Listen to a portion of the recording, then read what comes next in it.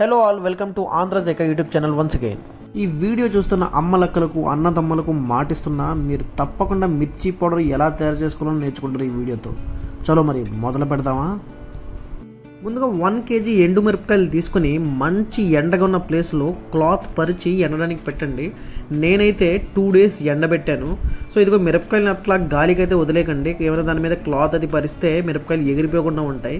మిరపకాయలు అనేవి ఎంత బాగా ఎండితే మిర్చి పౌడర్ యొక్క కలర్ కానీ టేస్ట్ కానీ ఎంత బాగా వస్తుంది అనమాట. సో ఎక్కువగా ఎండబెట్టడానికి ట్రై చేయండి. ఇప్పుడు ఒక కడాయిలో 250 grams ధనియాలు వేసి 5 నిమిషాల పాటు వేపుకోండి. వేగిన తర్వాత ఒక ప్లేట్లో తీసుకుని పక్కకు పెట్టుకోండి.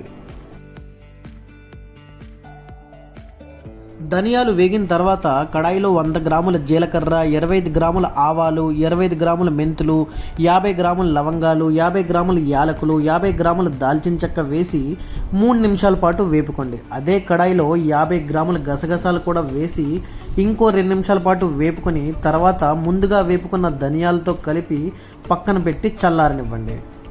స్పైస్ లెవెల్స్ ఎక్కువగా కావాలంటే అన్ని మసాలా దినుసుల్ని 10 నుంచి 15 గ్రాములు పెంచి వేసుకోండి.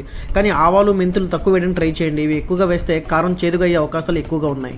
మొత్తానికి మిర్చి పౌడర్ తయారు చేసే విధానం అయితే మీరు నేర్చుకున్నారు అని నేను ఆశిస్తున్నానండి. ఆశించడం ఏంటండి, మీరు నేర్చుకున్నారంతే. ఇక మనం చేసింది ఏమీ లేదండి, అంతా పిండి మిల్లోడి దయ. పిండి మిల్లోడికి ఇచ్చేస్తే గుమగుమలాడే మసాలా పౌడర్ రెడీ చేసి పెట్టేస్తాడు అంతే.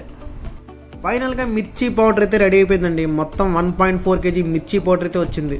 సో ఇది మాకు 4 months వరకు ఈజీగా సరిపోద్ది. సో ఇది ఫ్రెండ్స్. సో ఫైనల్గా వెళ్ళే ముందు ఒక రిక్వెస్ట్. ఫైనల్గా ఏ యూట్యూబర్ అని ఏం చెప్తాడండి, ఛానల్ని సబ్స్క్రైబ్ చేసుకోమని చెప్తాడు. మీ సపోర్ట్ అండ్ ఎంకరేజ్మెంట్ చాలా అవసరం. Subscribe to Andhrajaika please.